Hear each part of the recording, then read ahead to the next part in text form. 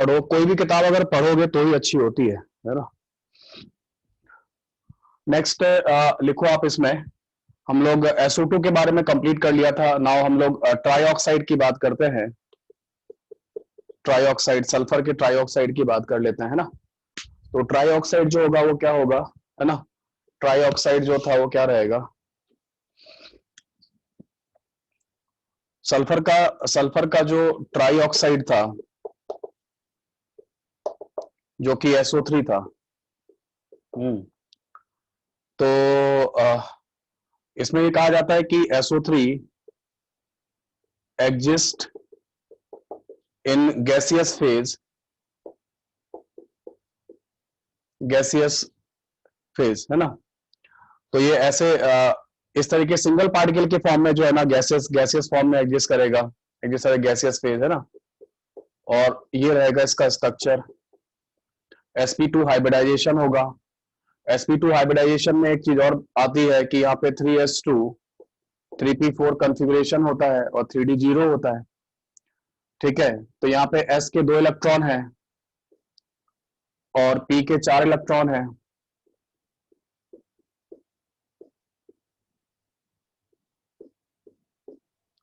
Okay, तो ऐसा रहेगा। यहाँ पे कितने बॉन्ड बनाने हैं, 6 बॉन्ड बनाने हैं। तो 6 बॉन्ड बनाने के लिए क्या करेगा, एक इलेक्ट्रॉन यहाँ भेजेगा, एक इलेक्ट्रॉन यहाँ भेजेगा।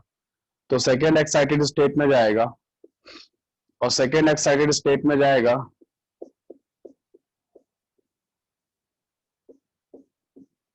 ये रहेगा। तो इस तरीके से रहने वाला है। ओके, अब sp2 हाइब्रिडाइजेशन कर लेना। sp2 हाइब्रिडाइजेशन करोगे तो 3 हाइब्रिड ऑर्बिटल बनेंगी। तीनों हाइब्रिड ऑर्बिटल से क्या करेंगे, 3 सिग्मा बॉन्ड बन जाएंगे, ठीक है। अब जो पाई बॉन्ड बनेंगे, एक ये वाला ऑर्बिटल से पाई बॉन्ड बनेगा, ये p ऑर्बिटल है, ये d ऑर्बिटल है, ये d ऑर्बिटल है। ऑक्सीजन के पास जो है ना केवल p ऑर्बिटल होता है।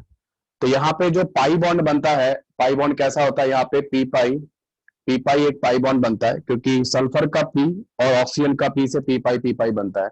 फिर सल्फर का d और ऑक्सीजन के p से एक p पाई d पाई बनता है, यहाँ पे p पाई d पाई बनता है। तो ये क्वेश्चन कभी पूछा गया होगा आपके उसमें, केमिकल बॉन्डिंग वगैरह में कहीं ना कहीं आया होगा, है ना।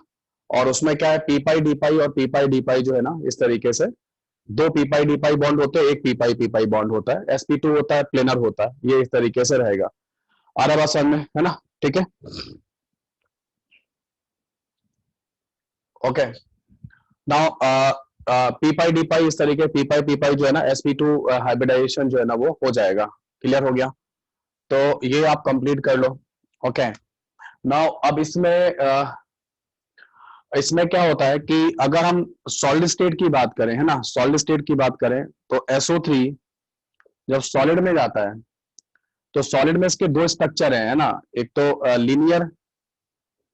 लीनियर पॉलीमेरिक फॉर्म, ठीक है, लीनियर पॉलीमेरिक फॉर्म में रहता है।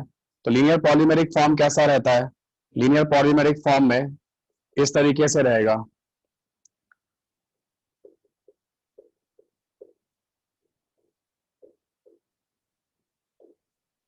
ये लीनियर पॉलीमेरिक फॉर्म में रहेगा ऐसे करके, है ना। या फिर क्या होता है, या फिर इन सॉलिड स्टेट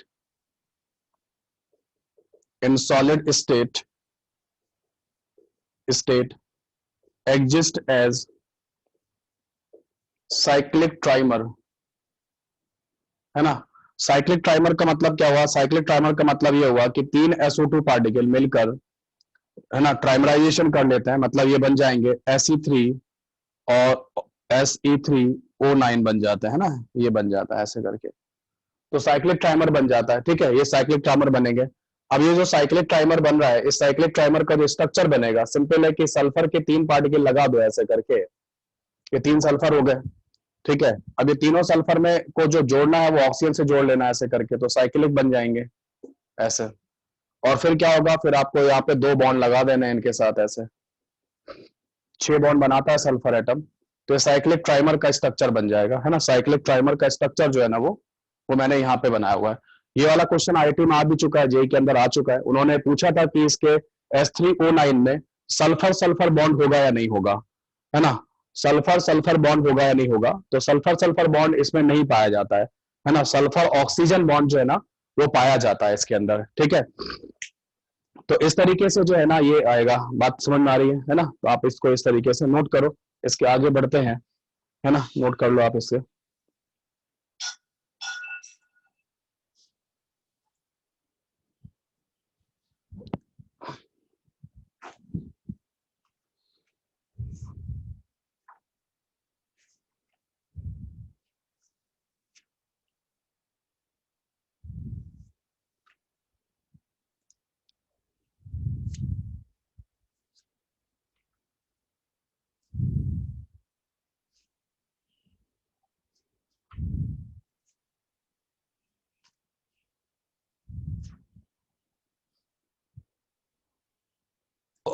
यहाँ पे मैं ये कह रहा था, जिनको ये प्रॉब्लम है, मैं ये कह रहा हूं कि जब आप गैसियस फेज में रख जाओगे ना, SO3 जो है ना एज ए मोनोमर, जो है ना एज ए मोनोमर एक सिंगल पार्टिकल की फॉर्म में कब एग्जिस्ट करता है, गैसियस फेज में एग्जिस्ट करता है ऐसे। और उसमें दो पी पाई डी पाई बॉन्ड पाए जाते हैं। पाई बॉन्ड कैसे बनता है? पाई बॉन्ड बनता है साइड वेज ओवरलैपिंग से बनता है ना। किससे बनता है? साइड वेज ओवरलैपिंग से बनता है ना। और साइड वेज ओवरलैपिंग जो होगी, है ना, वो साइड वेज जो ओवरलैपिंग होती है, पी पाई डी पाई जो बॉन्ड होगा, वो साइड वेज ओवरलैपिंग होती है। और साइड वेज ओवरलैपिंग में भी कौन सी ऑर्बिटल पार्टिसिपेट करती है? जिनका हाइब्रिडाइजेशन नहीं होता है। तो ये ऑर्बिटल ने हाइब्रिडाइजेशन में पार्टिसिपेट नहीं किया है। तो ये एक पी का और ऑक्सीजन का साइड वेज ओवरलैपिंग होगा, तो पी पाई बॉन्ड माना जाएगा। जब इसका सल्फर का डी, अब तो ये खत्म हो गया इलेक्ट्रॉन, ये तो यूज हो गया, इसने तो पाई बॉन्ड बना लिया।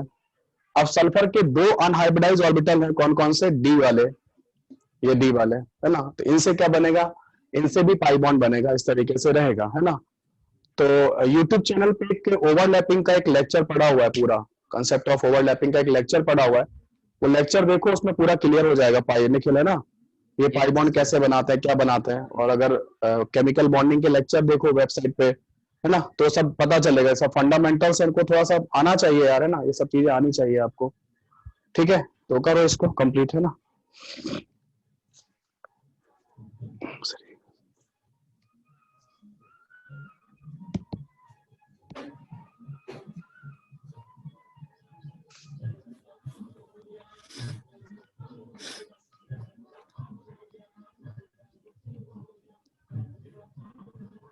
नेक्स्ट लिखो आप इसके आगे।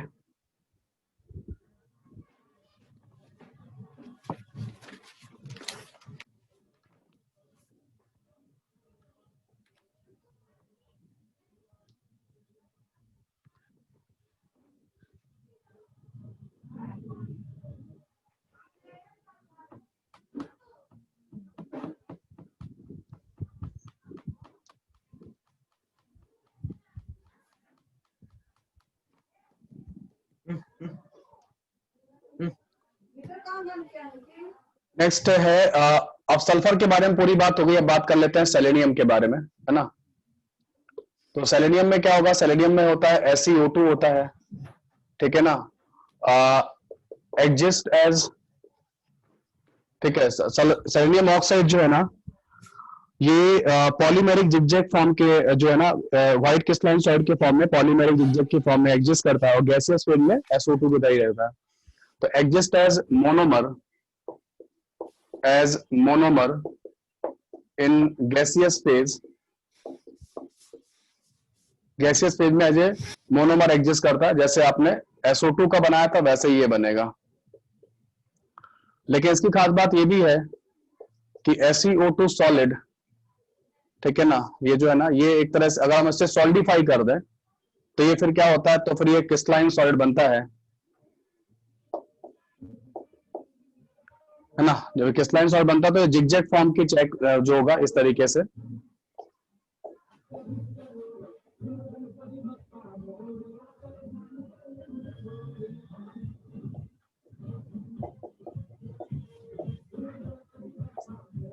ये रहेगा। सॉलिडिफाई होगा तो इस तरीके से सॉलिडिफाई हो जाता है, ठीक है। सॉलिडिफाई होने का तरीका ये है इसका, ओके।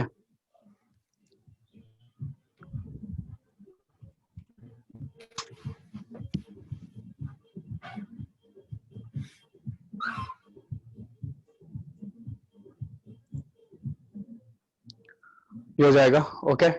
नाउ सेलेनियम ट्राइऑक्साइड की अगर हम बात करें तो SeO3 का, तो SeO3 तो जो है ना ये तो एग्जिस्ट ही कर रहा है, exist in cyclic tetrameric form, tetrameric form in solid state. तो सॉलिड स्टेट में टेट्रामेरिक फॉर्म में एग्जिस्ट करता है, सॉलिड स्टेट के अंदर जो है ना टेट्रामेरिक फॉर्म में जो है ना ये एग्जिस्ट करता है। जब हम सॉलिड स्टेट की बात करते हैं तो टेट्रामेरिक होता है ना, टेट्रामर बनाता है, मतलब 4 पार्टिकल जो होते हैं है ना, जहां SO3 में 3 पार्टिकल जुड़ते थे, यहाँ पे 4 पार्टिकल जुड़ते हैं सेलेनियम ट्राइऑक्साइड के, और ये बनाता है Fe4 और O12 सॉलिड बना लेता है ना। तो इसका जब स्ट्रक्चर बनाओगे तो कैसे बनाओगे, इसका स्ट्रक्चर जो बनाना है, स्ट्रक्चर बनाने का तरीका यही है कि सेलेनियम ये हो गया, सेलेनियम ये हो गया, सेलेनियम ये हो गया और सेलेनियम ये हो जाता है, ठीक है।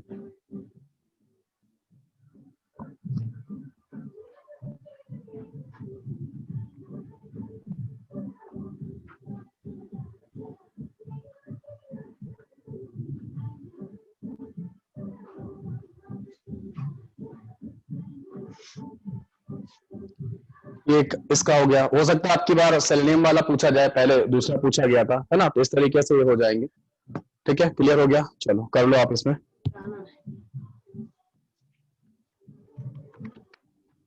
SeO2 का स्ट्रक्चर, हाँ यहाँ पे चेक कर लेता हूँ, बिल्कुल सही कहा आपने, बिल्कुल सही है। यहाँ पे एक O एटम छूट गया है, यहाँ पे एक O एटम बीच में छूट गया था, तो वो सेलेनियम सेलेनियम बॉन्ड आ गया, तो यहाँ चेंज कर लो है ना, ठीक है, सही हो गया, अब ठीक हो गया, okay good.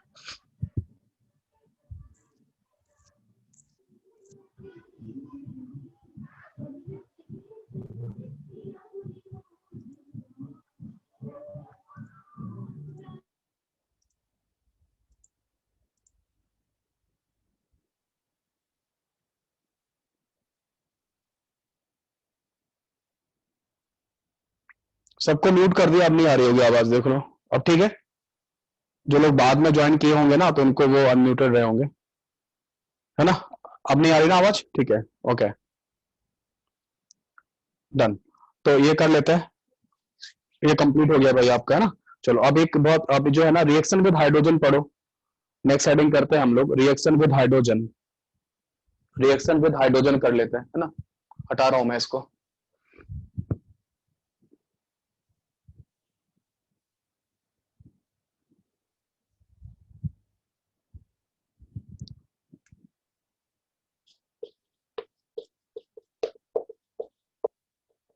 Reaction with hydrogen,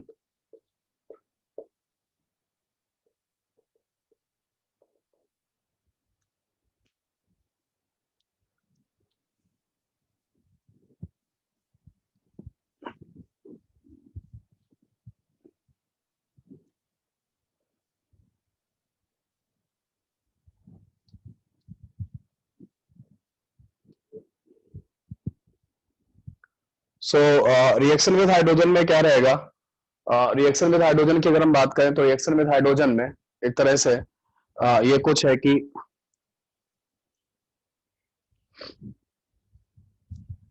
reaction with hydrogen में आपको कैसे बनेंगे, हाइड्राइड बनेंगे, मतलब ये इस तरीके से हाइड्राइड बनेंगे, EH2 टाइप का हाइड्राइड बनेगा, है ना। ये हाइड्राइड बनेगा कैसे, जैसे H2O है और H2S है, H2Se है, H2Te है ना, इस तरीके से। पोलोनियम वाले को हम लोग नहीं ले रहे इस तरीके, है ना, उसको रेडियोएक्टिव वाले को छोड़ दे रहे हैं, है ना। तो यहाँ पे हम इनकी प्रॉपर्टीज देख लेते हैं। सबसे पहले हम लोग देखते हैं बॉइलिंग पॉइंट के बारे में, बॉइलिंग पॉइंट के बारे में, है ना, देख लो। तो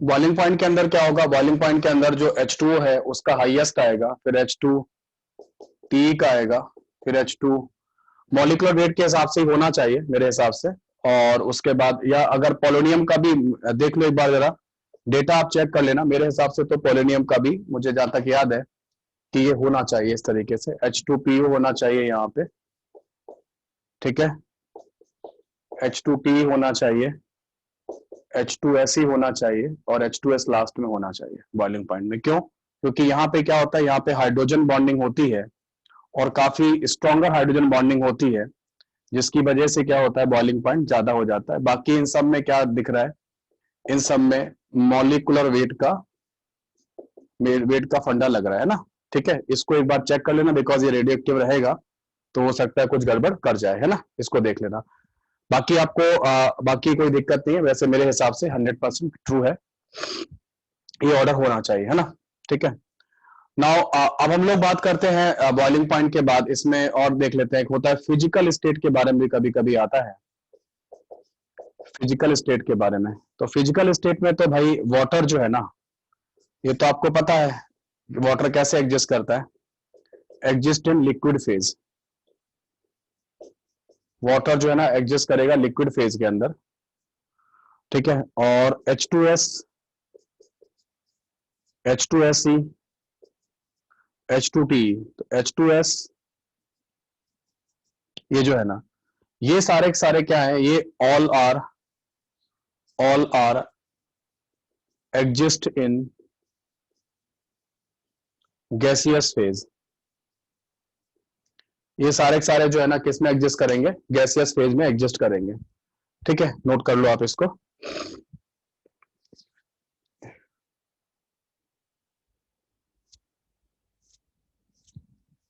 फॉर्मेशन तो आप मेटल वगैरह से कर सकते हो, है ना, मेटल सल्फाइड वगैरह होते हैं, सेलेनाइड वगैरह जो होंगे उनसे कर लेना, उतना जरूरत नहीं है अपने को, है ना। H2S का तो मैंने ये दोनों तो बता ही रखे हैं, इन पे तो वाटर के बारे में तो आप पढ़ते हो, आयनिक वगैरह में काफी कुछ पढ़ लेते हो। H2S के बारे में जो है ना मैंने आपको पूरा पढ़ा रखा है। H2S तो आपने पढ़ा ना सॉल्ट एनालिसिस के अंदर, H2S सल्फाइड आयन के बारे में ना, रॉटन एग स्मेल, है ना, पढ़ा था H2S के बारे में, तो सारा कुछ वहां पर उस तरीके से आएगा। एक दो चीजें मैं आप और बता दूंगा पी ब्लॉक के अंदर, वहां कर लीजिएगा, है ना, नोट कर लिया होगा आपने, ओके। तो इस तरीके से ये रहेगा, इसमें होगा। इसके बाद हम लोग बात कर लेते हैं इसके बॉन्ड एंगल की, यहाँ पे बॉन्ड एंगल का डिस्कशन कर लेते हैं।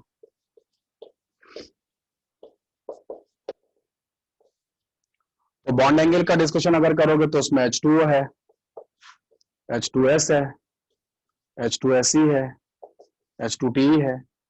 यहाँ पे sp3 हाइब्रिडाइजेशन माना जाता है, लोन पेयर दो होते हैं। बॉन्ड एंगल का वैल्यू कितना देखा है आपने, 104 डिग्री देखा है, ठीक है। लेकिन यहाँ पर जो है ना, यहाँ पे बॉन्ड एंगल जो होगा वो 92 डिग्री होता है, यहाँ पे बॉन्ड एंगल 91 डिग्री होता है, यहाँ पे बॉन्ड एंगल 90 डिग्री होता है। अचानक बॉन्ड एंगल कम होने का जो रीजन है, 104 से एकदम से 90 के क्लोज आना, वो मैंने आपको बताया ही था पिछली क्लास में भी, जब मैं नाइट्रोजन फैमिली वाला पढ़ा रहा था। तो एक यहाँ पे आपको क्या पढ़ना है, यहाँ पे आपको ड्रगोज रूल देखना है ना। ड्रगोज रूल के बारे में समझाया था कि यहाँ पर जो सल्फर सेलेनियम और टेलुरियम में हाइब्रिडाइजेशन नहीं होगा। यहाँ पे आपको क्या लिखना है, no hybridisation, no hybridisation and bonds are formed by bonds are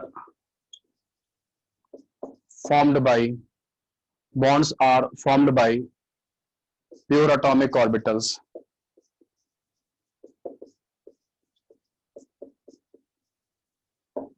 and bonds are formed by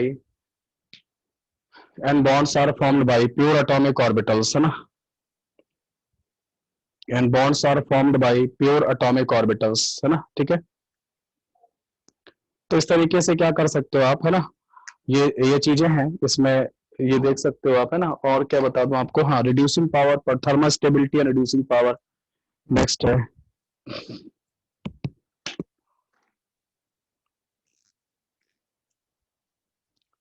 next heading लिख लो आप लोग, ये ना कंप्लीट हो जाए तो लिखो thermal stability and reducing power, है ना। ये अलग अलग, पहले थर्मल स्टेबिलिटी लिख लो, बाद में रिड्यूसिंग पावर लिखना।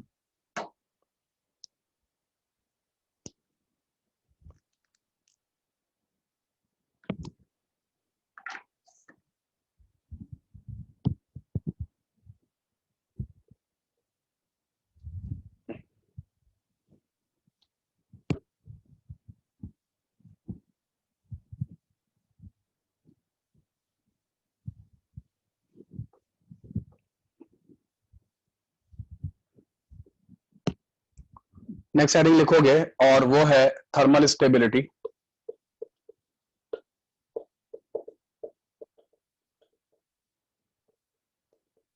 तो थर्मल स्टेबिलिटी में जैसे H2O है, H2S है, H2SE है, H2PE है, तो जैसे जैसे आप नीचे जाओगे, है ना, तो थर्मल स्टेबिलिटी डिक्रीज करती है।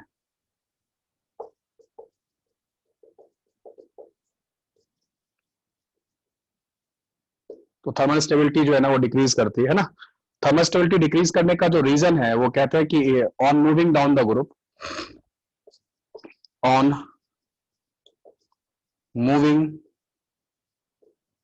Down the group, EH bond length, EH bond length increases, EH bond length increases and bond energy decreases. Therefore, thermal stability decreases. ये रीजन है। जैसे जैसे आप क्या होगा नीचे जाओगे, बॉन्ड लेंथ क्या होगा, बढ़ेगा। भाई बॉन्ड लेंथ क्या होगा, एलिमेंट का बॉन्ड लेंथ और हाइड्रोजन एटम का बॉन्ड लेंथ, ये बॉन्ड लेंथ बनेगा, है ना। एलिमेंट का बॉन्ड लेंथ मतलब जो बॉन्ड लेंथ बनेगा वो क्या बनेगा, बॉन्ड लेंथ बनेगा एलिमेंट का रेडियस और हाइड्रोजन एटम का रेडियस। तो एलिमेंट का रेडियस तो लगातार बढ़ता जा रहा है, ऑक्सीजन सल्फर सेलेनियम, ये तो बढ़ेगा, एच एटम का नहीं बढ़ेगा। तो आर बढ़ने से क्या होगा, बॉन्ड लेंथ बढ़ेगा, बॉन्ड लेंथ बढ़ेगा तो आसानी से डिसोसिएट कर पाओगे टेम्परेचर देकर, इसलिए क्या होगा, थर्मल स्टेबिलिटी कम होती जाती है ना। एंड द सेम रीजन यही है यहाँ पर भी, वो क्या आएगा, रिड्यूसिंग पावर का भी यही रीजन है। रिड्यूसिंग पावर या रिड्यूसिंग नेचर की बात करें तो उसका भी यही रीजन है कि क्या लिखोगे कि on moving on moving on moving down the group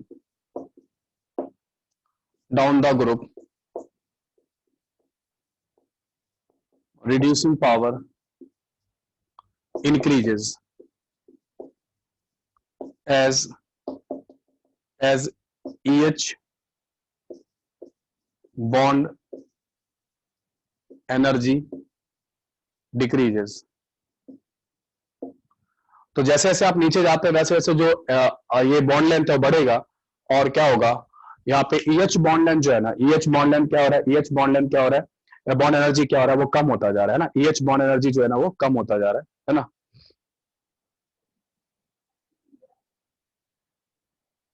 है ना, इस तरीके से होगा, है ना, ये रहेगा, है ना, ऐसा रहेगा। तो increase of EH bond energy decreases हो जाएगा, ये हो जाएगा, ठीक है। तो रिड्यूसिंग पावर जो होता है वो क्या होगा, on moving down the group reducing power क्या होगा, इंक्रीज करता है। इसीलिए जो H2O है ना, इसीलिए जो H2O है, H2O तो वाटर जैसे न्यूट्रल रिएक्ट करता है, लेकिन आपको याद होगा अभी हमने सॉल्ट एनालिसिस पढ़ा था, तो सॉल्ट एनालिसिस में अगर हम देखें तो H2S ने क्या किया था, H2S ने जो केमोनोफोर सोल्यूशन था उसको क्या कर दिया था, उसको Mn2+ में भेज दिया था और खुद सल्फर में चला गया था, है ना। तो केमोनोफोर सोल्यूशन को रिड्यूस कर दिया था, याद है आप लोगों को, ये मैंने पढ़ाया हुआ है आपको। तो +7 से कहां भेज दिया था, +2 में भेज दिया था।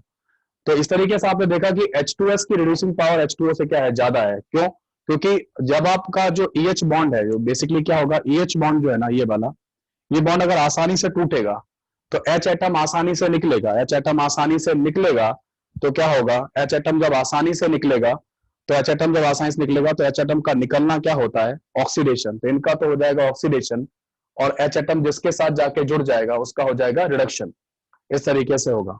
तो ये रिड्यूसिंग पावर जो है ना वो इस तरीके से चलता है। नोट हो गया तो बताओ, है ना, नोट हो गया,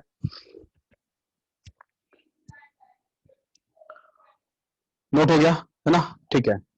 ना अब हम लोग बात करते हैं इसमें इसके लिए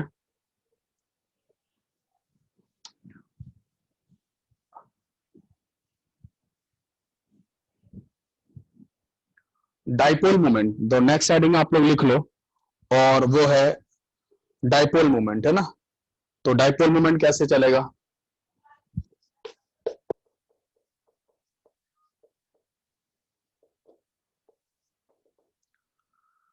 तो डायपोल मोमेंट में H2O है और H2S है, इस तरीके से रहेगा, H2SE है, H2TE है, दिस इज द ऑर्डर, है ना, ये ऑर्डर रहेगा। और इसमें ये है ना, ये किसके बेसिस पे, on the basis of electronegativity, electronegativity difference, है ना।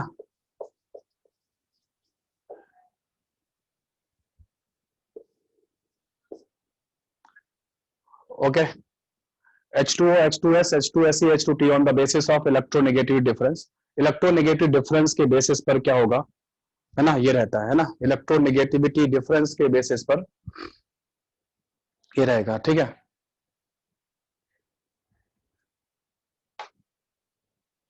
नोट कर लो।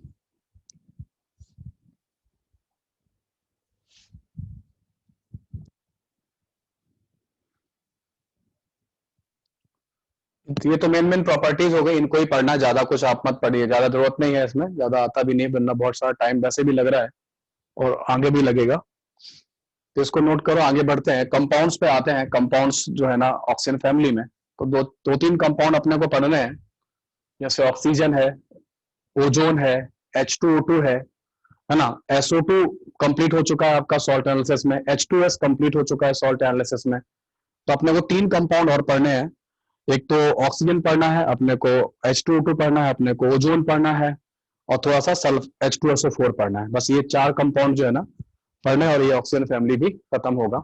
तो पहले हम लोग आज बात करते हैं ऑक्सीजन की, है ना। तो नेक्स्ट हेडिंग आप लोग लिखो, और वो है ऑक्सीजन।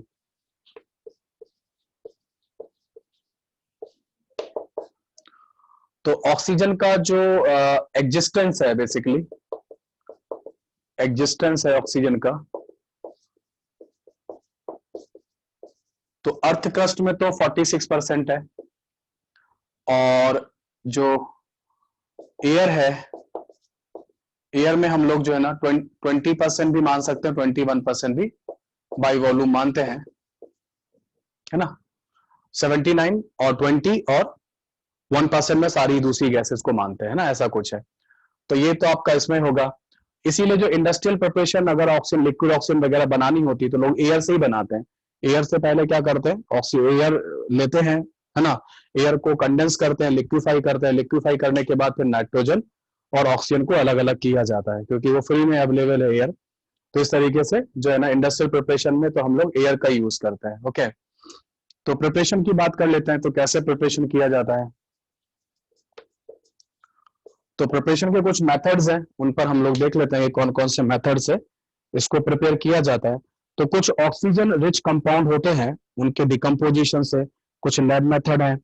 तो लेबोरेटरी मेथड जो है ना वो है पोटेशियम क्लोराइड के डिकम्पोजिशन से, है ना, जो होता है। सबसे पहले हम लोग बात करते हैं लैब मेथड की। तो लैब मेथड प्रिपरेशन में हम लोग क्या करते हैं, पोटेशियम क्लोराइड को डिकम्पोज कराते हैं, हीट कराते हैं इसको, है ना। और यहाँ पे MnO2 जो होता है वो कैटलिस्ट की तरह काम करता है। क्या बनाएगा ये, 2KCl solid plus 3O2 gas. So this is the lab method preparation, ये इसका लैब मेथड प्रिपरेशन है, ठीक है। दूसरा जो है ना वो ये है, ये तो पहला हो गया preparation, lab method preparation first हो गया ये आपका। सेकंड नंबर जो है ना वो है डिकम्पोजिशन ऑफ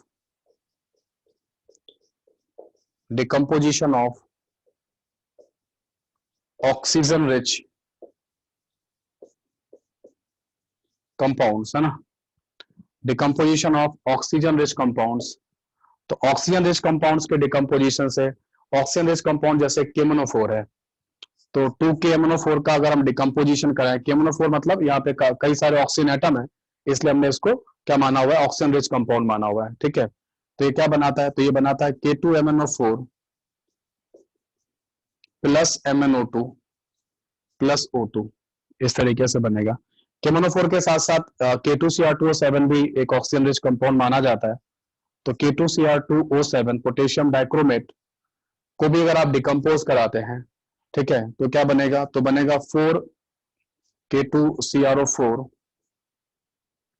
K2CrO4, ठीक है, प्लस Cr2O3 बनता है और 3O2 बनेगा ऐसे करके, है ना। तो ये आप कर सकते हो इस तरीके से। बाकी कुछ जो ऑक्साइड्स होते हैं उनके जो है ना ऑक्साइड्स के डिकम्पोजिशन से भी होता है ना। यहाँ पे लिख देता हूँ तीसरा मेथड जो है ना, यहाँ जगह है थोड़ा सा, ये पहले पहले पढ़ा चुका हूं तो दिक्कत आपको आएगा नहीं, है ना। इस तरीके से यहाँ पे हेडिंग लिख लो, यहाँ पे थर्ड नंबर, और वो है डिकम्पोजिशन ऑफ ऑक्साइड्स। तो ऑक्साइड्स के डिकम्पोजिशन से भी क्या कर सकते हैं, ऑक्साइड्स के डिकम्पोजिशन से भी हम लोग क्या कर सकते हैं, इसको बना सकते हैं। आपको याद होगा मैंने कहा था उसमें कि एचजीओ वगैरह के बारे में डिस्कशन हुआ है अपना क्वालिटेटिव एनालिसिस में, आपने वहां पे ही पढ़ा होगा। कहां पर, मेटलर्जी में बताया था कि एचजीओ जो है ना वो क्या करेगा, अनस्टेबल ऑक्साइड है, आसानी से हीट करने पे डिकम्पोज कर जाएगा। इसके साथ साथ मैंने एक Ag2O का एग्जाम्पल भी दिया था, तो 2Ag प्लस हाफ O2 जो है ना, इस तरीके। तो अब चीजें देखो रिपीट होना चालू हो रही हैं, जैसे जैसे ज्यादा कंटेंट होता जाएगा तो चीजें अब रिपीट होना स्टार्ट हो रही है ना। तो ये रिपीट इस तरीके से हो रहा है, ये सब चीजें, कुछ चीजें देखो रिपीट होना स्टार्ट हो गई हैं। तो ये ऑक्सीजन बनाने के जो है ना कुछ तरीके हैं, इस तरीके से हैं। कुछ और भी रिएक्शंस हम लोग कर सकते हैं, है ना, कुछ रिएक्शंस और भी की जा सकती हैं, देख लो आप, है ना।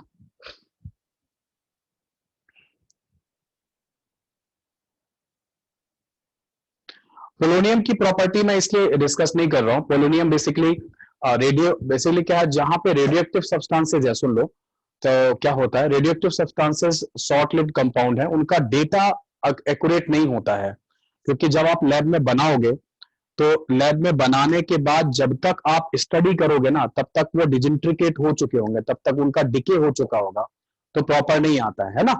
तो डेटा सिर्फ क्या करते हैं, उस पर कर देते हैं, मतलब एक रेगुलर भाई कि H2O में इतना था, H2S में इतना था, H2SE में इतना था, तो फाइनली H2PO में इतना होना चाहिए, इस तरीके से।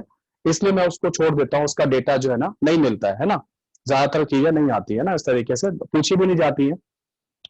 ओके, पूछी भी नहीं जाती है, इसलिए ज्यादा ज्यादा मेमोरी में भी कम रहती है ना, ज्यादा पूछते नहीं है। जो चीज ज्यादा बार बार फ्रिक्वेंटली मान लो कहीं पूछी जा रही है एग्जाम में या बार बार आ रही है ना, तो वो फिर भी वो ज्यादा मेमोरी में बैठा रहता है ना, इस तरीके से, इसलिए नहीं बता रहा हूँ, है ना। तो आप इसे नोट कर लो, है ना, नोट कर लो, मैं टाइम दे रहा हूँ, कोई बात नहीं, है ना, हो गया होगा कहीं रे, जल्दी नोट कर लो आप इसे।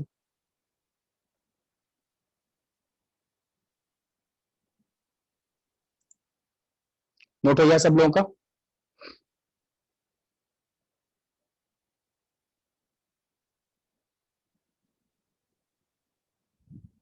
ओके, सो कुछ रिएक्शंस हम लोग और करते हैं, एक दो रिएक्शंस ऑक्सीजन को और बना लेते हैं, एंड देन थोड़ा सा देख लें क्या है इसके बारे में, है ना।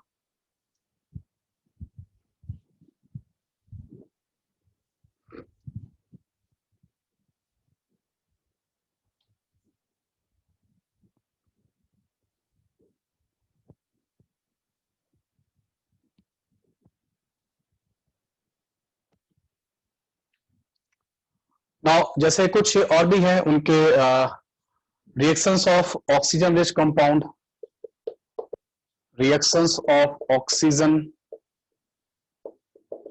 Rich compounds, reactions of oxygen rich compounds, है ना। तो ऑक्सीजन रिच कंपाउंड्स का जो रिएक्शन है वो कैसे होगा, तो ऑक्सीजन रिच कंपाउंड का अगर हम रिएक्शन की बात करें, तो ऑक्सीजन रिच कंपाउंड में जैसे आपको एक मैं ये एस ब्लॉक की एनसीईआरटी में आप पढ़ सकते हो, है ना, वैसे तो एस ब्लॉक में दे रखा है ना, एनसीईआरटी में। होता क्या है कि जब हम ऑक्साइड लेते हैं, जैसे मान लो हमने Na2O लिया या हमने Li2O लिया, तो ऑक्साइड्स को जब पानी में डिजोल्व कराते हो तो you will get hydroxide, NOH ही मिलता है। क्या मिलेगा, ओनली हाइड्रोक्साइड मिलेगा, हाइड्रोक्साइड, ओनली हाइड्रोक्साइड मिलेगा अगर आप ऑक्साइड को पानी में डिजोल्व करते हो। लेकिन जब आप परऑक्साइड को वाटर में डिजोल्व करते हो, peroxide Na2O2, it is a peroxide, peroxide को वाटर में डिजोल्व करते हो, वाटर अगर कोल्ड है तो यू विल गेट NaOH, ठीक है, यू विल गेट 2 NaOH और H2O2, ये मिल जाएगा, है ना। इस तरीके से। तो यहाँ पे 2 आ जाना चाहिए और मेरे ख्याल से बैलेंस हो जाएगा। ठीक है, तो देख लो। ओके, तो ये रहेगा। लेकिन इसका रिएक्शन अगर हॉट वाटर से करा दिया जाए Na2O2 का, हॉट वाटर से करा दिया जाए, तो जो H2O2 होगा वो डिकम्पोज कर जाएगा, है ना। तो H2O2 जो होगा वो क्या करेगा, वो डिकम्पोज कर जाएगा 2NaOH प्लस H2O। H2O2 किस में डिकम्पोज करता है, H2O प्लस हाफ O2 में डिकम्पोज कर जाएगा ऐसे। तो ऑक्सीजन आपको मिलना चालू हो जाएगा। रिएक्शन को बैलेंस करना है, एक ऑक्सीजन यहाँ से एक काट दो वाटर पार्टिकल, तो क्या बन जाएगा, तो वाटर, तो Na2O2 प्लस क्या हो जाएगा बोलो, H2O hot water, that will give you 2NaOH plus half O2। तो ऑक्सीजन कितने हो गए अपने पास, 3 ऑक्सीजन एटम थे, तो 2 और 1 3, 2 और 1 3 हो गए। H एटम 2 थे, 2 हो गए। ठीक है, बैलेंस हो गई। इस तरीके से क्या होगा, ऑक्सीजन जो है ना आपको मिल सकती है। तो कुछ ऑक्सीजन रिच कंपाउंड होते हैं, ऑक्सीजन रिच कंपाउंड, उनकी केमिकल रिएक्शन, इससे पहले जो तुमने ऑक्सीजन रिच कंपाउंड की जो हेडिंग लिखी है उसमें आपने लिखा डिकम्पोजिशन, है ना, केमोनोफोर का डिकम्पोजिशन था। हमने किसी से रिएक्शन नहीं कराई थी, K2Cr2 7 का डिकम्पोजिशन था, हमने रिएक्शन किसी से नहीं कराई थी। वैसे यहाँ पर है ना, एक कंपाउंड और होता है, that compound is called super oxide, है ना। एक कंपाउंड और होता है, that compound is called super oxide. Super oxide को वाटर में जब डिजोल्व कराते हैं तो ये क्या बनाएगा, ये बनाएगा KOH, हाइड्रोक्साइड बनाता है। ये H2O2 भी बनाता है, और ये क्या करता है, KOH जो है ना ऑक्सीजन भी बनाता है ना, इस तरीके से, है ना। तो ये ऑक्सीजन भी बना लेगा। तो यहाँ पर आपको ये रिएक्शन जो है ना इस तरीके से आप कर सकते हो। ओके, तो H2O2 जो है ना इसको बैलेंस भी कर लेना, देख लेना KOH का। तो KO2 जो है ना बैलेंसिंग कर सकते हैं क्या, देखो 3 ऑक्सीजन है,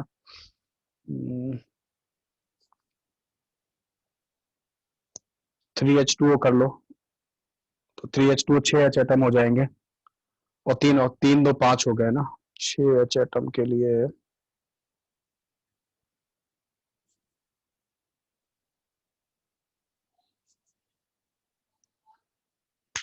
इतनी जल्दी बैलेंस होगी नहीं, एक मिनट रुको।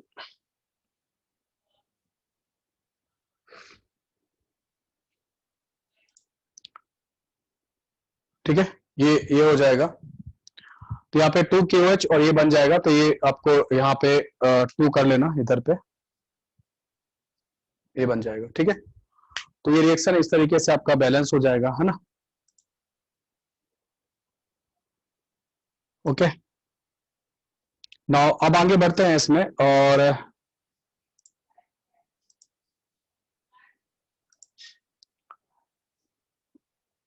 ये हो गया। अगर आप यहाँ पे हॉट कर दोगे तो क्या होगा, हॉट वाटर का, तो H2O2 क्या होगा, डिकम्पोज करके ऑक्सीजन और बना देगा, है ना। तो ये कुछ रिएक्शंस होती है ना, क्लियर है। आगे बढ़ते हैं इसमें, और नेक्स्ट हेडिंग लिखोगे आप लोग, और वो है types of oxides.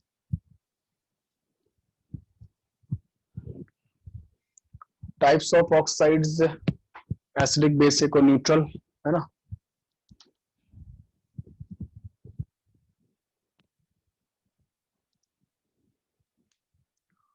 Next heading है आपके, वो है टाइप्स ऑफ ऑक्साइड्स।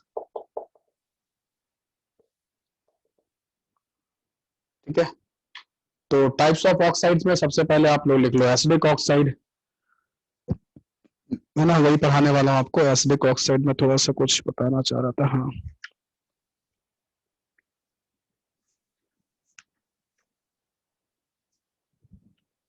तो आपको पता होगा एसिडिक ऑक्साइड्स के बारे में।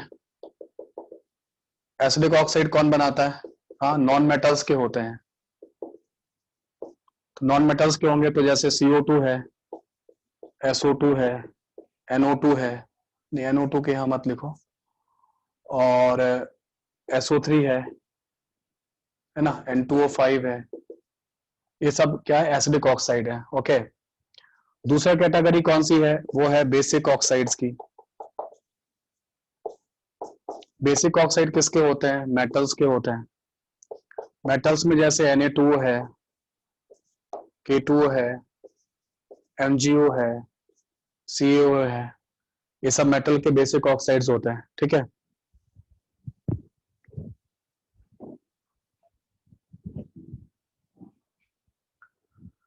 तो तीसरी कैटेगरी जो ऑक्साइड्स में है वो है कौन सी, वो है एम्फोटेरिक ऑक्साइड, है ना, जो सबसे ज्यादा इंपॉर्टेंट भी रहता है। एम्फोटेरिक ऑक्साइड क्या होता है? एम्फोटेरिक ऑक्साइड कई बार पूछा गया एग्जाम में, है ना। एम्फोटेरिक ऑक्साइड जो है ना वो एग्जाम में कई बार पूछा गया है, बता देता हूँ उसके बारे में।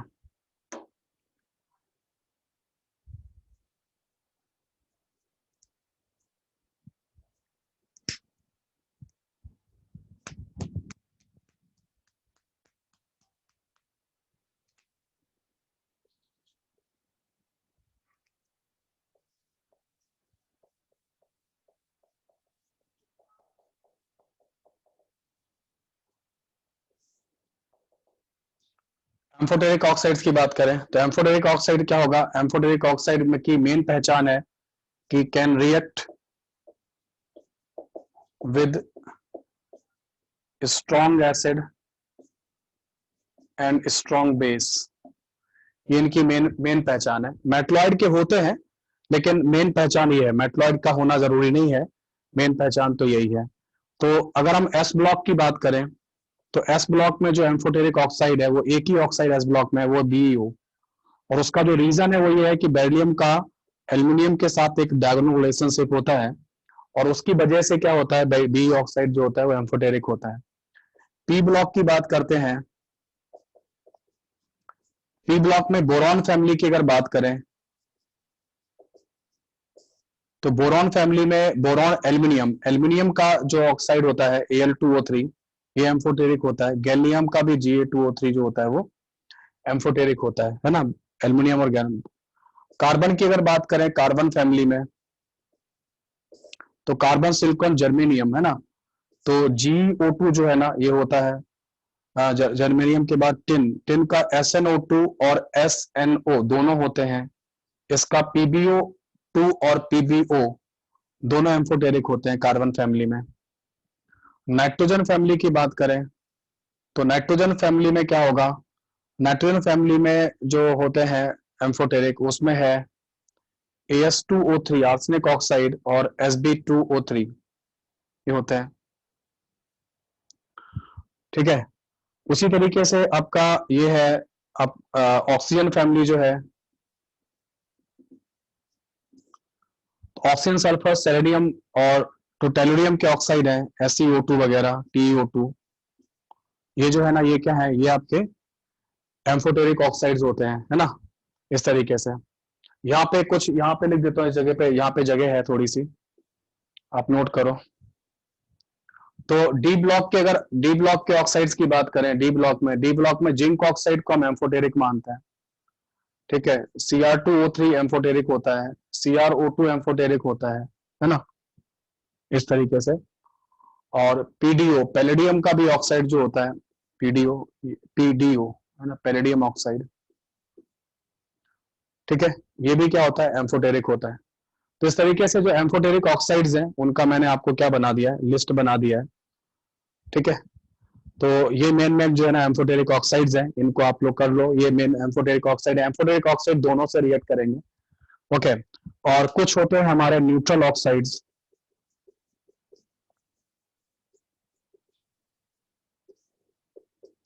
न्यूट्रल ऑक्साइड में कार्बन मोनोऑक्साइड, N2O, NO, ये सब आपके न्यूट्रल ऑक्साइड है। वाटर को भी आप न्यूट्रल ऑक्साइड मानते हो, कभी कभी वाटर को भी आप न्यूट्रल ऑक्साइड मान सकते हो। ओके। तो इस तरीके से ये जो मेन ऑक्साइड्स हैं इनको आप कर सकते हो, है ना, इनको आप एम्फोटेरिक की कैटेगरी में लिख सकते हो। ठीक है।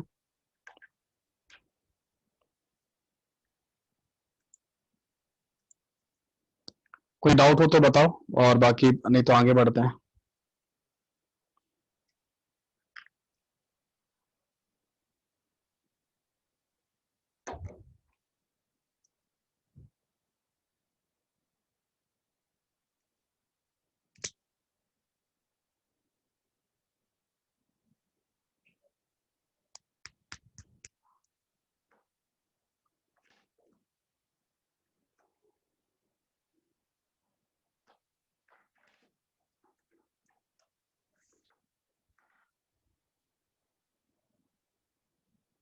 हाँ, वाटर जो एज ए ऑक्साइड जो है ना, वाटर को हम एम्फी प्रोटिक बोलते हैं ना, ज्यादा अच्छा जो है ना, वाटर के लिए एम्फोटेरिक की जगह पे ज्यादा अच्छा जो टर्म है वो एम्फीप्रोटिक है। मतलब एम्फीप्रोटिक का मतलब है कि water H plus ion, protic का मतलब H प्लस आयन का, प्रोटिक मतलब H प्लस आयन की फील आती है, तो एम्फीप्रोटिक है। वाटर के लिए ज्यादा अच्छा टर्म जो है ना वो एम्फीप्रोटिक है। प्रोटिक मतलब वाटर जो है ना H प्लस आयन एक्सेप्ट भी कर सकता है, और वाटर जो है ना जो है ना वो वाटर जो है ना वो क्या करेगा, ये भी कर सकता है ना। वाटर जो है ना H प्लस आयन एक्सेप्ट भी कर सकता है, रिलीज भी कर सकता है। ठीक है, क्लियर हो गया। तो इस तरीके से आप लोग जो है ना ये कंप्लीट कर लो, है ना। आगे बढ़ते हैं इसमें, और नहीं, सभी जो ऑक्साइड्स है वो न्यूट्रल नहीं होते हैं, है ना।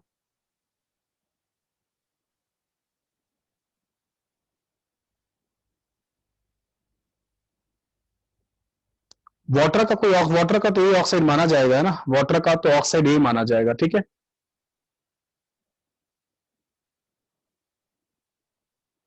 लिटमस के साथ क्या बिहेवियर है अभी बताते हैं ना, अभी बताते हैं, बेसिक बेसिक का वाला भी रिएक्ट करेगा। अभी अभी आपको समझ जाओगे क्या होगा, देखो मैं बताता हूँ, है ना। ठीक है, चलो देखें। इसके साथ साथ कुछ एक दो और है, इनमें एक और भी, एक दो टर्म और भी होते हैं, उनको भी हम लोग जरा डिस्कस कर लें ऑक्साइड के, तो फिर हम लोग आगे बढ़ेंगे, है ना। अभी बताते हैं इसके बारे में।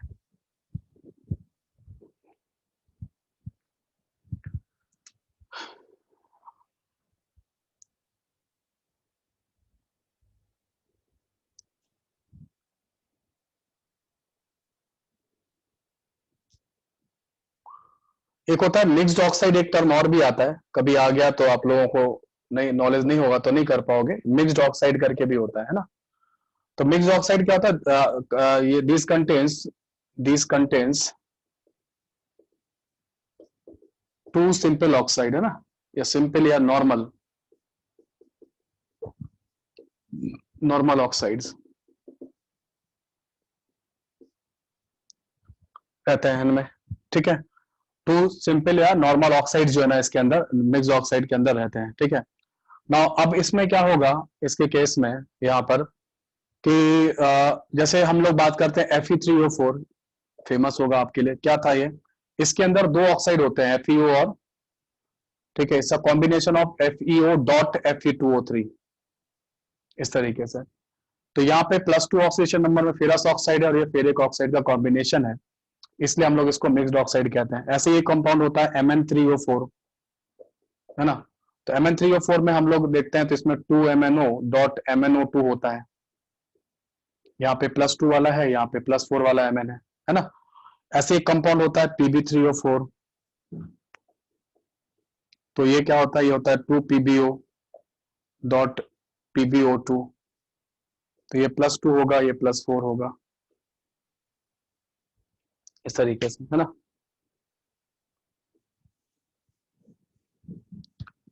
तो एक टर्म होता है दैट कॉल्ड मिक्स्ड ऑक्साइड का भी टर्म होता है ना। एक टर्म और भी होता है, दैट टर्म इज कॉल्ड सब ऑक्साइड, है ना।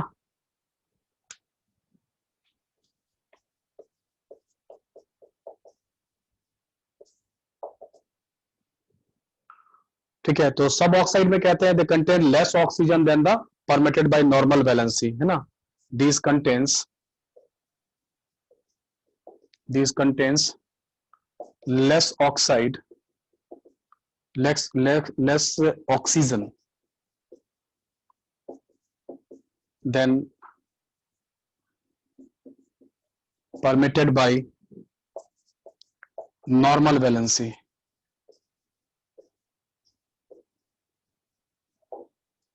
ठीक है, और उसका एग्जाम्पल था C3O2, उसका एग्जाम्पल है N2O। जैसे C3O2 की बात किया तो C3O2 में क्या होता है कि C3O2 में कार्बन कार्बन आपस में बॉन्ड बना लेते हैं, जबकि एक कार्बन दो ऑक्सीजन से जुड़ सकता था, तो तीन कार्बन को 6 ऑक्सीजन एटम मिलने चाहिए थे, है ना। तो तीन कार एक ऑक्सी क्या CO2 बनता है ना, CO2 में एक कार्बन दो ऑक्सीजन से जुड़ सकता है, तो एक कार्बन दो से जुड़ सकता है, तीन के लिए 6 मिलने चाहिए थे, लेकिन कितने मिले, केवल 2 मिले। तो इस तरीके से सब ऑक्साइड भी होता है। तो छोटे छोटे टर्म है, एक बार बता दे रहा हूँ इनको, तो इनको नोट करो। अब थोड़ा एक बेसिक फंडामेंटल जो है ना नोट हो गया होगा सब लोगों का, देख लो आप, है ना, एक बार नोट कर लो इनको।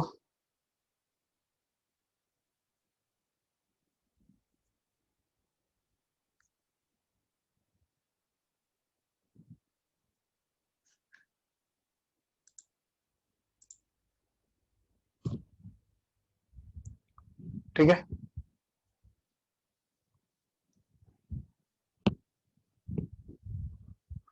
ओके, अब ऑक्साइड की जो रिएक्शंस है उनको कैसे ट्रीट करोगे आपको समझा देता हूं, है ना। रिएक्शंस ऑफ ऑक्साइड्स को कैसे करना है, इंटरप्रेट करना है, वो देख लो।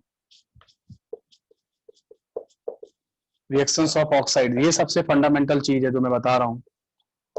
तो होगा क्या कि जो ऑक्साइड्स होते हैं, समझना ध्यान से, ऑक्साइड्स को जब वाटर में डिसॉल्व करोगे, कैसा भी ऑक्साइड होगा, तो क्या बनेगा, वो हाइड्रोक्साइड बनाता है। क्या बनाता है?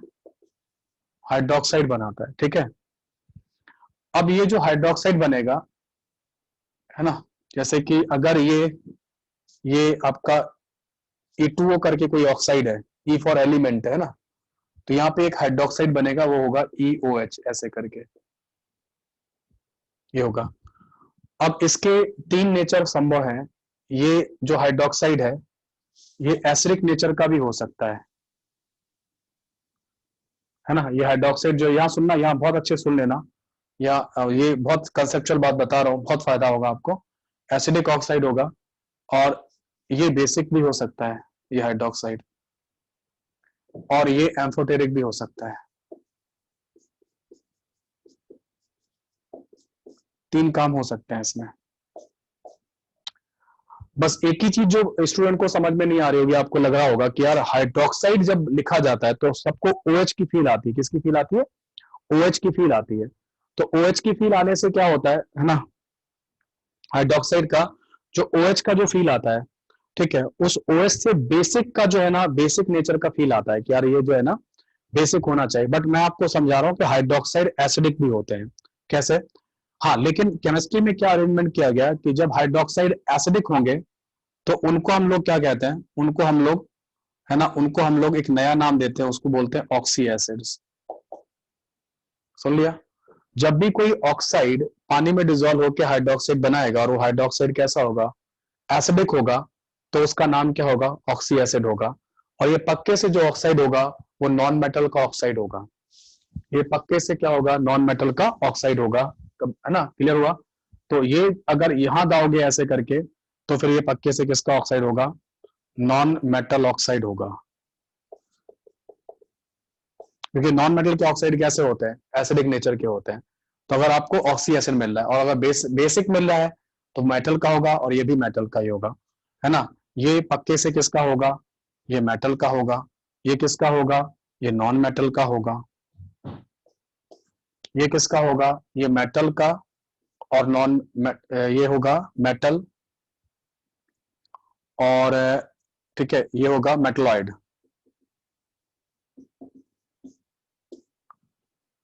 ठीक है, इस तरीके के सब्सटेंसेस का जो होगा वो एम्फोटेरिक हो जाएगा। क्लियर हो गया? तो आपको हाइड्रोक्साइड ही हर बार बनाना है, हाइड्रोक्साइड ही हर बार बनाना है। जैसे ऐसे समझ लो, CO2 को वाटर में डिसॉल्व करोगे तो पहले उसका हाइड्रोक्साइड बनाना। कैसे बनेगा हाइड्रोक्साइड? हाइड्रोक्साइड आप ऐसे बना लेना, ये जो आप लिखते हो ना इस तरीके से, ये हाइड्रोक्साइड ही है ना, ये हाइड्रोक्साइड ही है। OH ग्रुप का होना जरूरी है, ठीक है। तो ये हाइड्रोक्साइड ही है जो आप इसका कार्बोनिक एसिड बनाते हैं ना, कार्बोनिक एसिड, जो आप कार्बोनिक एसिड बनाओगे। ये बात अलग है कि कार्बोनिक एसिड में जो डिसोसिएशन होगा ना, वो इधर से होगा, ऐसे H+ करके डिसोसिएट होगा। इसीलिए क्या है, इसका नाम क्या है, इसका नाम है कार्बोनिक एसिड। और ये क्या है, ये एक तरह से ऑक्सी एसिड है ना। बेसिकली हो यही रहा है कि दो सिचुएशन है। EH जो हाइड्रोक्साइड बना हुआ है, समझना, अगर हाइड्रोक्साइड यहां से ब्रेक हुआ, ये A पार्ट है, अगर A पार्ट से बॉन्ड ब्रेक हुआ तो तुमको पानी में OH आयन मिलेंगे, तो सॉल्यूशन बनेगा बेसिक। और अगर ये बॉन्ड यहां से टूटा, ठीक है, तो तुमको मिलेंगे पानी में H+ ion, solution become acidic. जब भी ये वाला बॉन्ड टूटेगा, ये वाला H+ आयन निकलेगा, तो पक्के से ये हाइड्रोक्साइड क्या माना जाएगा, एसिडिक माना जाएगा। और उस हाइड्रोक्साइड का नाम क्या होगा, ऑक्सी एसिड होगा, है ना। उस हाइड्रोक्साइड का नाम ऑक्सी एसिड होगा, ठीक है। तो इस तरीके से रहने वाला है ना, ये रहेगा। तो ये ऐसा हो जाता है, ठीक है। अभी हम लोग बात करते हैं, ऐसे SO2 की बात कर लें। तो वाटर में डिजोल्व करोगे तो क्या मिलेगा, H2SO3 मिलेगा।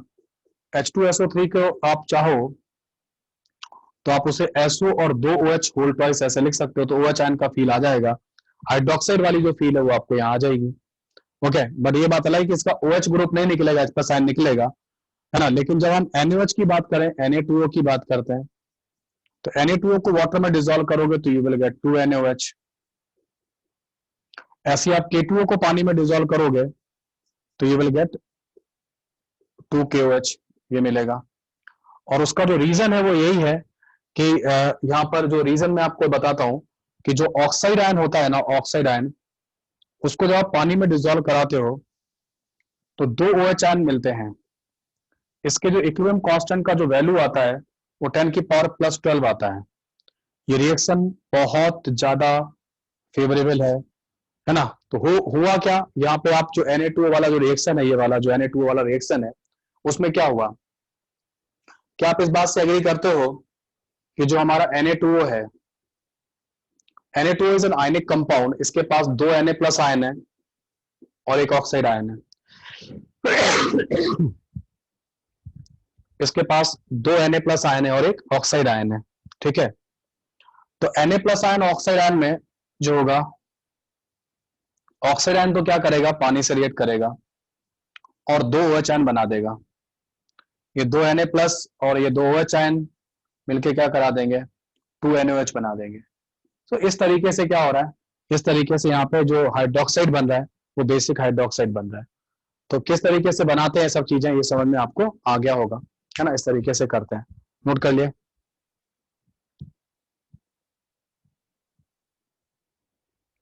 नहीं, ऑक्सी एसिड वो होंगे जो ऑक्साइड से बनेंगे, है ना। ऑक्सी एसिड फिनॉल की बात नहीं है ना।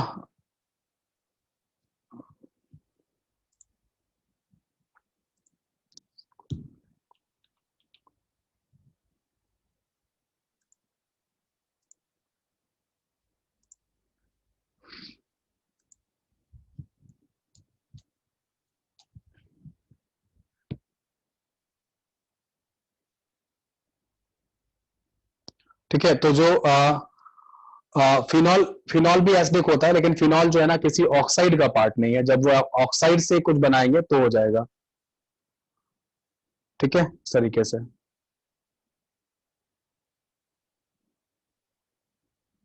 यस, और उसी SsQ ऑक्साइड और सब ऑक्साइड सेम है, सेम होते हैं, ठीक है।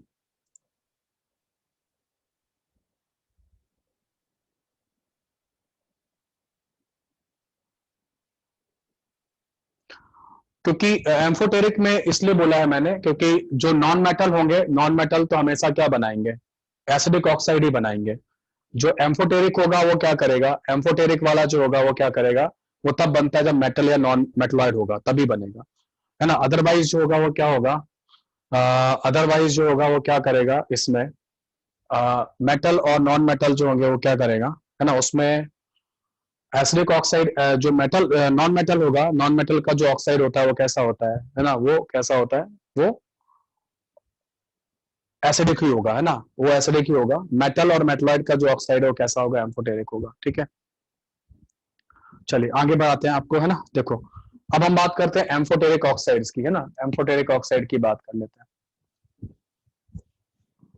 तो आपको ये समझ में आ रहा होगा कि जो CO2 है, जैसे CO2 है, H2CO3 बना रहा है, Na2 है, NaOH बना रहा है। तो कोई कहता है कि, अगर कोई कहता है कि सर आप Na2O का रिएक्शन CO2 से करा दो, तो फील आना चाहिए, बेसिक ऑक्साइड एसिडिक ऑक्साइड दोनों मिलकर क्या बना देंगे, Na2CO3 बना देंगे, है ना। ऑक्साइड में अगर काम करें वो, या फिर आप लक्स ब्लड डेफिनेशन से कर लो, यहाँ पे ऑक्साइड आयन को इसको डोनेट कर दो, जो मैंने सिखा रखा है, लक्स ब्लड डेफिनेशन सिखा रखा है, उससे कर लो, उससे आ जाएगा, है ना। जब पानी नहीं है तब। अगर कोई कहता है नहीं सर मैंने NaOH लिया हुआ है और मैंने H2CO3 लिया हुआ है, तब तो कोई दिक्कत नहीं है ना। NaOH किससे बना होगा, Na2O से बना होगा। H2CO3 किससे बना होगा, CO2 से बना होगा। ये इसने बनाया और ये इसने बनाया, इन दोनों को मिला दो, क्या हो जाएगा, Na2CO3 + 2H2O हो जाएगा। So this way you can perform, मतलब आपको दिखने लगेगा कि एसिडिक ऑक्साइड बेस से और बेसिक ऑक्साइड एसिड से रिएक्ट कर सकते हैं। लेकिन what about amphoteric oxide, So let's say take an example of amphoteric oxide, that is Al2O3. So Al2O3 का जब आप एग्जाम्पल लोगे तो आपको क्या मिलेगा, AlOH होल थ्राइस मिलेगा, है ना। AlOH होल थ्राइस, यहाँ पे 2 लिख दीजिएगा, यहाँ पे 3 कर लीजिएगा, तो ये AlOH होल थ्राइस बनेगा, ठीक है। अब जो ये हाइड्रोक्साइड जो बन रहा है ना, वैसे तो OH आयन जो है ना कि फील्ड से आपको समझ में आ रहा होगा कि नेचर कैसा आएगा, बेसिक ही आएगा। मतलब जो पीएच निकालोगे ना तो पीएच तो 7 से ज्यादा ही आएगा, समझे। पीएच जब निकालोगे तो 7 से ज्यादा ही आएगा। तो जो लिटमस में as a base, litmus paper के साथ जो क्वेश्चन पूछ रहे थे स्टूडेंट, तो अभी जो पीएच आप निकालोगे ना तो पीएच तो क्या होएगा, पीएच तो 7 से ज्यादा ही आएगा, बिकॉज ये जो है ना ये OH आयन डोनर सब्सटेंस है, ये OH आयन डोनर सब्सटेंस है। पानी में मिलाओगे तो OH आयन तो 7 से ज्यादा, तो बेस की तरह ही बिहेव करेगा जैसे लिटमस पेपर में होता है, ठीक है। तो इस तरीके से रहेगा, है ना। तो एसिड क्या करते हैं, एसिड एसिड क्या करते हैं, ब्लू लिटमस को रेड और बेस क्या, रेड को ब्लू, है ना। तो इस तरीके से वो अपने आप ही आ जाएगा, रेड को ब्लू कर देंगे, है ना। लेकिन तो ये तो OH आयन डोनर है, तो अब हम रिएक्शन करा देते हैं इसका, रिएक्शन विद HCl, क्योंकि ये एम्फोटेरिक भी है ना। तो एम्फोटेरिक की प्रॉपर्टी कैसे बताओगे कि एम्फोटेरिक है, तो एम्फोटेरिक कैसे होगा, जो AlOH होल थ्राइस होगा वो HCl से रिएक्ट करेगा और क्या बना के देगा, और बना के देगा AlCl3, है ना, AlCl3 प्लस 3H2O। इस तरीके से ये एम्फोटेरिक ऑक्साइड हाइड्रोक्साइड, है ना, ये पहले किस में कन्वर्ट होगा, पहले ये इसमें कन्वर्ट होगा और फिर क्या होगा, HCl से रिएक्ट करके ये रिएक्शन होगा। ये कौन सी रिएक्शन है, ये एसिड बेस रिएक्शन है, ठीक है, ये एसिड बेस रिएक्शन है, ओके, ये एसिड बेस रिएक्शन है। हाँ, उसके बाद अगर हम रिएक्शन विद NaOH करा देते हैं,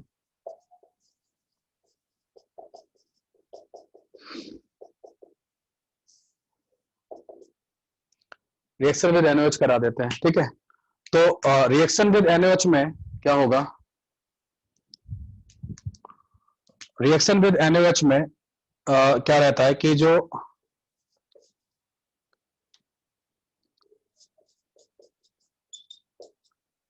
से NaOH से रिएक्शन कराओगे तो अब आपको लगेगा कि सर ये pH 7 था, यस बिल्कुल सही है। अभी ये केमिकल रिएक्शन जो होगा ना, ये कॉम्प्लेक्स फॉर्मेशन का रिएक्शन होता है, ये एसिड बेस रिएक्शन नहीं होता है। यहाँ पे जो OH आयन है ना वो एज ए लिगेंड काम करेगा, कॉम्प्लेक्सेटिंग रिएजेंट, तो ये कॉम्प्लेक्स फॉर्म होता है, पहले कॉम्प्लेक्स फॉर्म होता है, समझे, पहले कॉम्प्लेक्स बनेगा, फिर ये कॉम्प्लेक्स अपने आप को डिकम्पोज करता है, 2H2O निकलता है, पानी बाहर निकलता है, और उसके बाद ये NaAlO2 बनाता है, सोडियम मेटा एल्यूमिनेट। जो रिएक्शन आपको मिलती है ना, जो रिएक्शन आपको दी जाती है उसमें एम्फोटेरिक ऑक्साइड का जो रिएक्शन है, ठीक है, जो करके दिखाया जाता है Al2O3 का NaOH के साथ, वो इस तरीके से होता है ना। तो Al2O3 का जो रिएक्शन है वो आपको इस तरीके से NaOH के साथ जो है ना, ये रिएक्शन ऐसे NaLO2 तक जाती है। तो जो एम्फोटेरिक हाइड्रोक्साइड है बेसिकली ये होगा।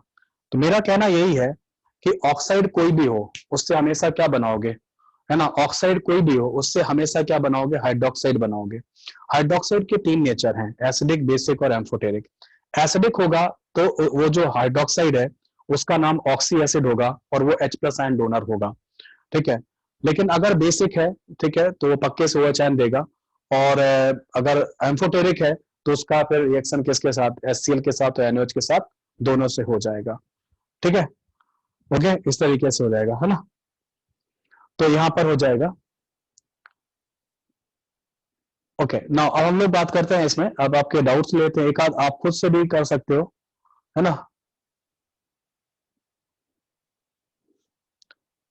नेक्स्ट और क्या था,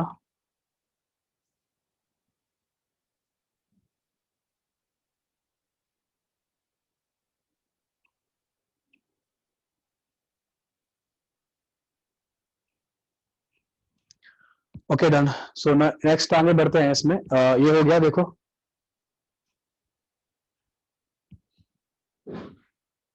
क्या बचा अब, है ना।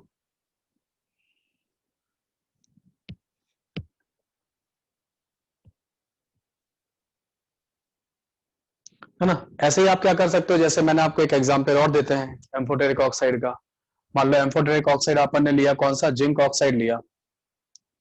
तो जिंक ऑक्साइड लोगे तो सबसे पहले क्या बना लोगे, सबसे पहले पानी में डिजोल्व कर लेना, तो जेडन हाइड्रोक्साइड बना लेना, ठीक है, जिंक हाइड्रोक्साइड बना लेना पहले।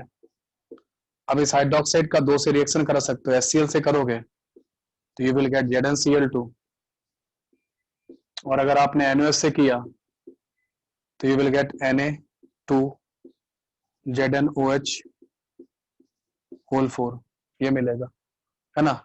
इससे क्या कर लो, इससे -2H2O कर लो,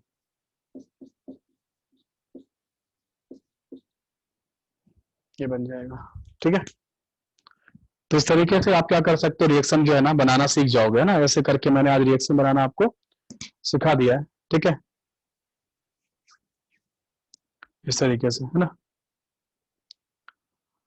नेक्स्ट अब क्या कर देते हैं आपके लिए, तो ऑक्सीजन मेरे हिसाब से तो खत्म हो गया है ना, ऑक्सीजन जो है ना वो खत्म हो गया है। और जो ऑक्साइड देखो, और एक चीज समझ लीजिएगा, जो भी ऑक्साइड है ऐसे, ये मतलब जो ऑक्साइड एम्फोटेरिक होते हैं उनके हाइड्रोक्साइड भी एम्फोटेरिक होते हैं, है ना। ऑक्साइड जैसे जिंक ऑक्साइड अगर एम्फोटेरिक है तो उसका हाइड्रोक्साइड भी एम्फोटेरिक होगा। तो जो ऑक्साइड एम्फोटेरिक होते हैं उनके हाइड्रोक्साइड भी एम्फोटेरिक होते हैं, वो ध्यान रखिएगा, ठीक है। Okay,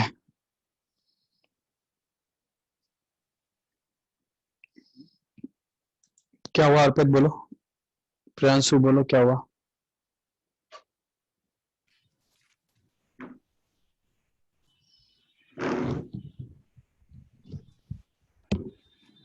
yes, Na2ZnO2 is zincate, yes, और NaAlO2 is sodium Meta aluminate, है ना।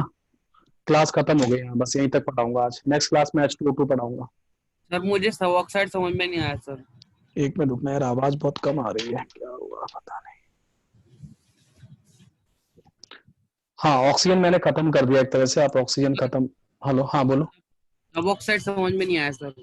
सब ऑक्साइड का मतलब है जहाँ पे ऑक्सीजन एटम नॉर्मल वैलेंसी से कम होगा। जैसे मान लो एक ऐसे समझ लो, एक कार्बन से कितने ऑक्सीजन जुड़ सकते हैं मैक्सिमम, 2 जुड़ सकते हैं सर। तो 3 से कितने जुड़ेंगे, 6 और हमारे पास अवेलेबल कितने।